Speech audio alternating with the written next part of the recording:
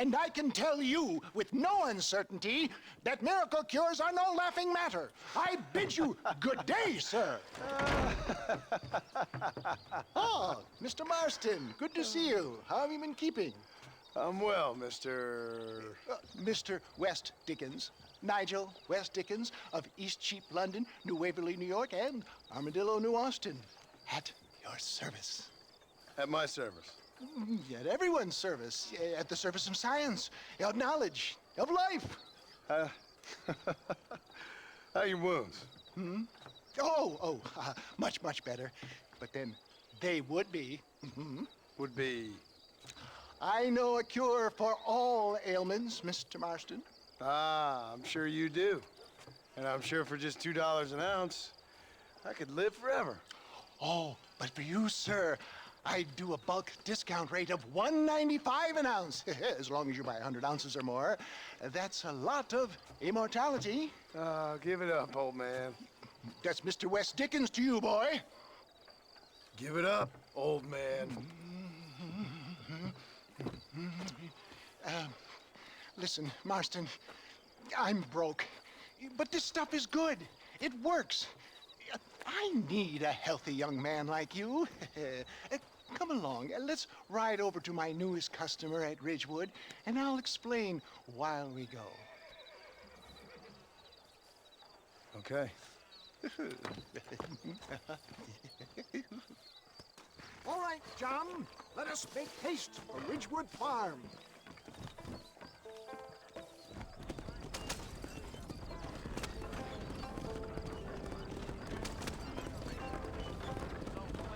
I heard about you, Mr. West Dickens.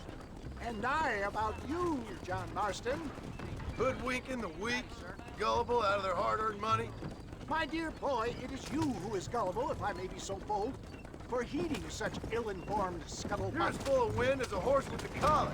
I have been blessed with the gift of language, and for that I will not apologize. But the West Dickens elixirs speak for themselves. My thousands of happy customers attest to that. Those men trying to kill you didn't look so happy. Skepticism is the bastard child of progress, John. Knowledge makes a fool into a doubting Thomas.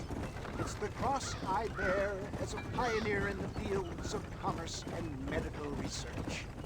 If my tonic is such a sham, how do you explain the fine battle in which you find me? Last time you saw me, I was knocking at death's door. You should thank the doctor for that. I reckon you were acting it up worse than it was. Act I can, John. A more convincing Othello there has never been. And so shall you, a fair Iago or Cassio make. I don't like the sound of this. Showmanship, John. The flourish, the bow. We are operating in a competitive marketplace. Our product must stand out. And how does this involve me? We're going to use your God-given talents to our advantage.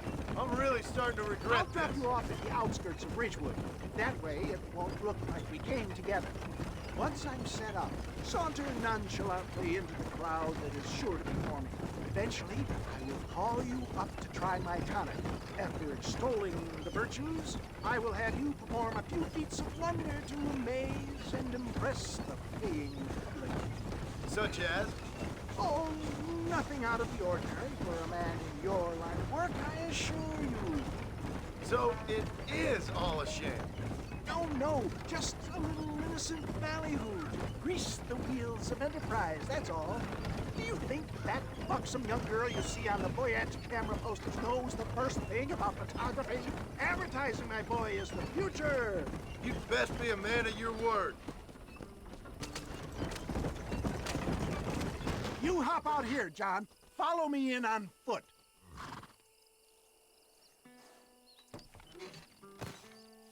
I'll see you there. Be ready to enchant the crowd.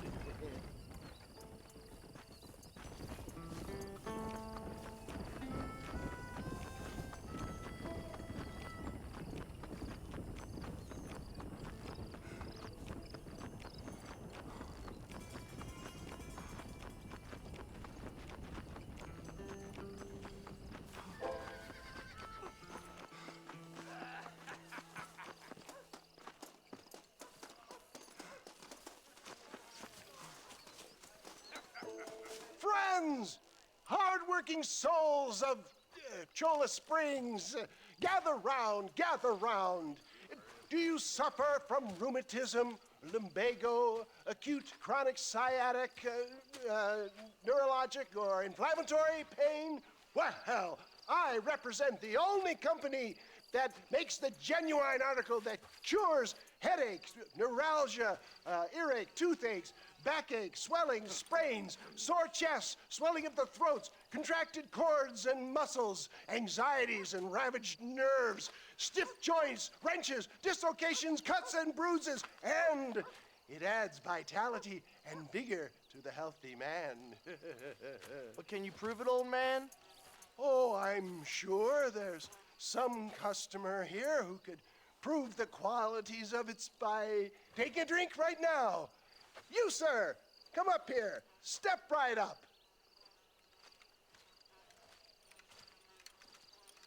That's the spirit. Ladies and gentlemen, pay close attention. This poor, wretched volunteer, entirely unknown to me, will demonstrate the effects of Dr. West Dickens' own patent tonic. Be you a cowpoke or athlete, this miraculous elixir developed with the wisdom of the East keeps the muscles supple and relaxes the cords. It loosens the joints and gives a feeling of youth and vigor to the whole system. Not possible, I hear you say. Well, doubt no longer. Faith can move mountains, but I ask not for faith. I am a man of science, and today science will be vindicated. Your eyesight has greatly improved. Is that not so, friend? If you say so. That's right, it is. You heard him. What a good sport you are, sir. Now, gaze over yonder at that porch.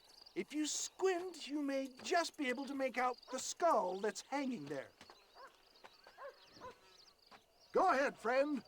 Shoot that skull and demonstrate the miraculous eyesight you now possess.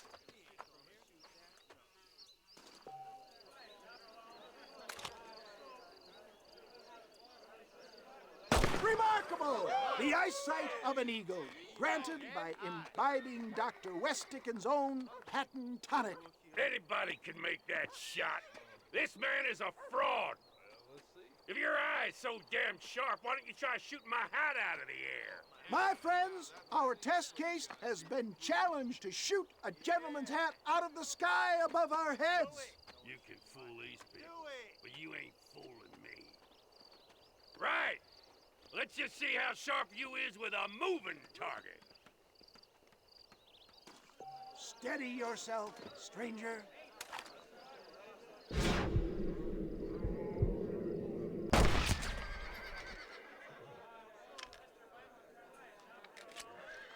See? That tonic is a sham. Have you ever seen such an eye? Behold the power of the elixir, plucked out of the sky. Hey! Hey! What? You think you can put a hole in a man's hat and just walk away, do you? Hey, it don't work like that around here, mister. Come on! Are you a man or not? A challenge of battle has been offered to our volunteer. Prepare for a display of Herculean brawn. Look at that! Inhuman strength! Get down!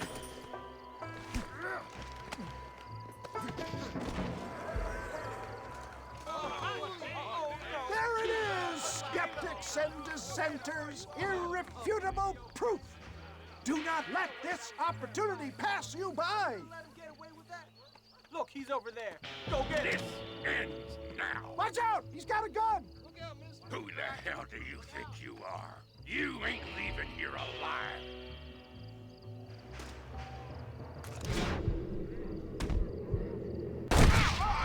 Marvelous shot, dear boy. The kind of deadly accuracy that can only be afforded by the West Dickens elixir. Come, I have plenty for all. You'll be fine. Get out of my way. Hey, where are you going? I want a bottle. Get me a bottle, please. One of them, right here. No harm in trying one bottle, I suppose. Well, I think that went kind of well, don't you?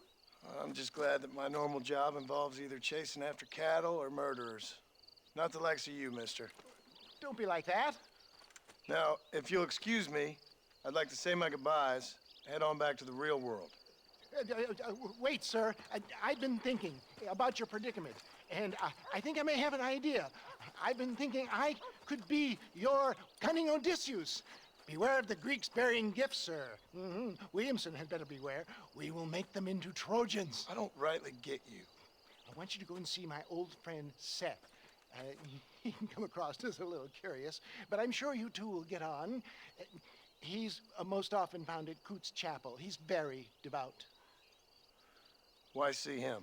Because between him and me, we can get those gates to open for you, and you can walk right in, just like in Homer's great Trojan yarn!